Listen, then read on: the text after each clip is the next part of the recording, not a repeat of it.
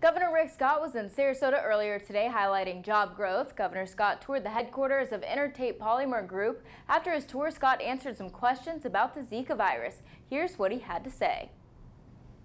Governor Rick Scott pays a visit to the Suncoast to talk about job growth in the area. After his tour, the conversation then shifted to the Zika virus. As the governor, I need to make sure everybody understands, what's going on. That's what we do.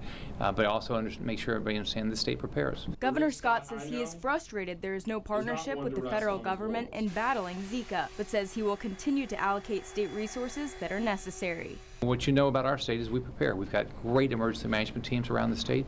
This state gets ready for things such as a hurricane, and so if you're going to come here, you're going to be prepared and you're going to be informed.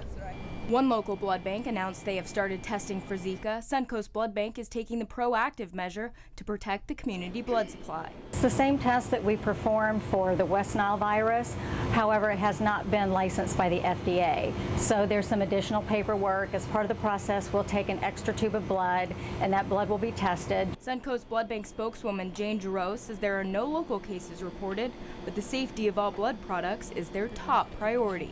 We are just doing this, as I said, to be on the safe side, to make sure that no blood is passed on to the most vulnerable patients that might be infected with Zika.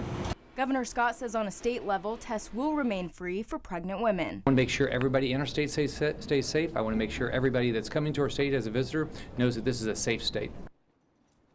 Governor Scott says if a non-travel related case were to occur on the Suncoast, the state will be ready to respond.